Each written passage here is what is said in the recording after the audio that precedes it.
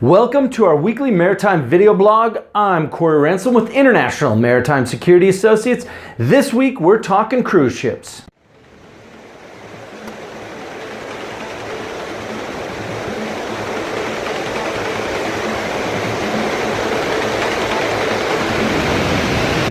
We've discussed various operations within the cruise industry in past blogs. Different aspects from the passenger ticket contract to the legal implications to your viewer questions on the subject.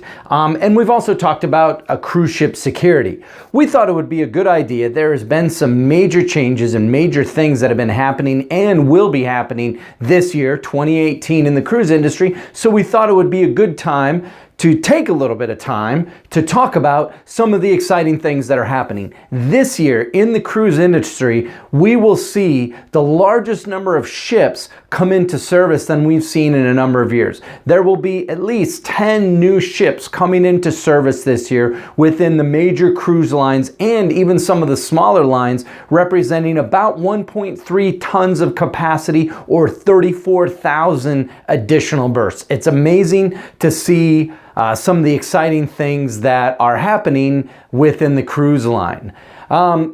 We as a company have been involved with the cruise industry for a number of years. We provide services to the cruise lines on an as-needed basis to help them with security and risk management. And it's typically for charters and charter-related operations and special shipboard events. It's a lot of fun and we've really enjoyed working for our clients. Now we're doing some work for some of the charter operators, so it's been exciting for us to see the evolution over the last 8 or 9 years of cruise line operations and cruise lines as just a great destination vacation. I've had the opportunity to sail on a number of different ships with a number of different lines and have found the service to be very good for the most part across most ships. And depending on where you're going to go and what you want to do depends on the ship or the location where you want to cruise to and from. And we could probably spend a whole blog just talking about that. So if you have viewer questions, go ahead and submit those. If we get enough viewer questions on the cruise line subject, we'll go ahead and we'll just kick out another viewer questions episode specifically related to cruising the cruise lines and some of the offerings from that standpoint. So we just mentioned a little bit about how we get involved with charter operations. Charter operations within the cruise line seems to me to be the largest growing kind of specialty vacation segment in the world. When we first started doing work for the cruise lines about 7 years ago, it was interesting to see there was just a couple of charter operators and a couple of different kind of specialty charter cruises. And what I mean by that is a charter operator will come in, work with the cruise line, and charter a cruise ship for a special event. So for instance, there's a charter company that we've done some work with where they do a bunch of different music themed cruises. So they'll have a cruise ship chartered for 7 days and they'll do a jazz themed cruise. I've been on those. If you like jazz music, they're a lot of fun. You get the opportunity to be around people who like that same genre of music, and you get to see some incredible performers when you go on these different music themed cruises. There's also cruises when you talk about rock and roll cruises. There's Star Trek cruises, NASCAR cruises. So charter companies are developing different cruises for just about every specialty. So it's pretty exciting to see from a vacation standpoint. You get to cruise to different destinations just like a normal cruise. However, while you're on board the ship, there's a number of acts and a number of events going on specifically for that genre. And it's really cool to get the opportunity to be able to do those, to really get up and close and personal with a lot of the artists, because there's only a finite number of people who are part of that cruise. So if you like that kind of thing, I would definitely recommend to do some of the specialty cruises. I talked at the beginning a little bit about ship deliveries this year. There are going to be some really cool ships that are coming into service. And if you take a look at the cruise ship right now in 2018 is so much different than the cruise ships that started in service just as close as 15 years ago. A lot of cruise ships today are centered on providing an environment, whether it's specialty restaurants or other things, for the cruisers to do while they're on board, which is unique and unusual. Some of the cruise ships have rock walls, zip lines, some amazing water slides, go-kart tracks, bowling alleys. So there's a lot of really cool amenities on board that are centered around doing things and activities while you're on board the ship cruising in between destinations. So I just wanted to highlight a couple of things here. I can't memorize all this stuff. So I said, hey, let's get some notes here on just some of the highlights of some of the cool ships that are coming in to service this year.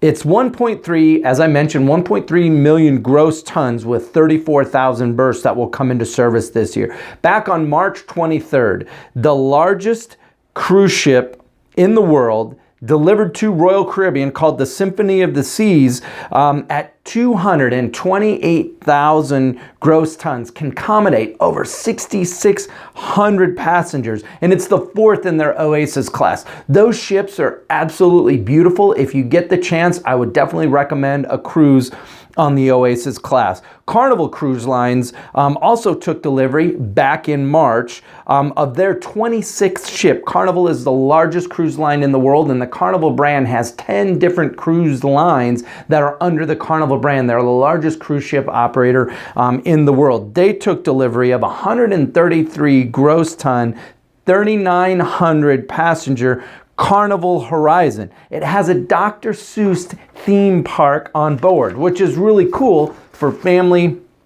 and kid operations. Norwegian, one of my favorite cruise lines. They are taking delivery later this year of the Norwegian Bliss, and I'm excited to see that ship. Norwegian has some really cool ships with the different destinations that they travel to, and I really enjoy the time that I've been able to spend with Norwegian. The Bliss is going to be 168,000 gross ton ship and able to accommodate over 4,000 passengers. That ship's going to start in Alaska in the summer of 2018. In winter, she'll do the Caribbean from Miami, and then the following year we'll be going to New York for the following winter season. Msc Cruises, another cruise line that does a very good job and attention to detail. They have some very beautiful ships and some really cool destinations, primarily in the Mediterranean. The Msc Seaside, which is 153,000 gross tons, Msc Seaview will enter service in June of next year, of 2019, with a maximum capacity of just over 6,500 passengers, and will be primarily doing a Mediterranean itinerary. So there are some of the larger cruise ships that are coming into service within 2018 and 2019. So it's really kind of cool to see. One thing that I found when I was looking at some research for this video blog is one of the cruise lines put together a Lego cruise ship that was over 27 feet long. We'll have a link to that. They have a video out, so we'll link to that video. I thought it was pretty cool to see the amount of design and construction that went into this Lego cruise ship, and I do believe it broke a world record.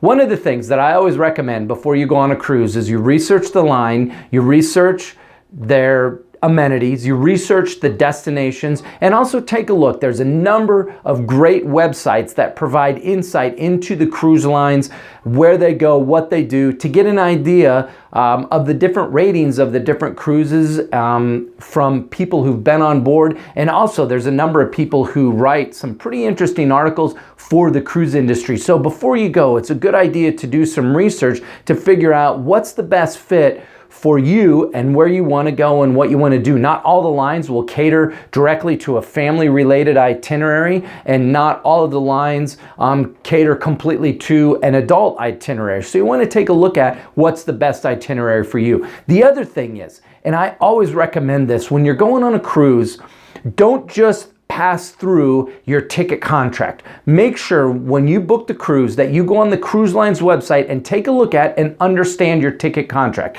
That is a legal contract that you will be bound by in the event that there's any problems or issues.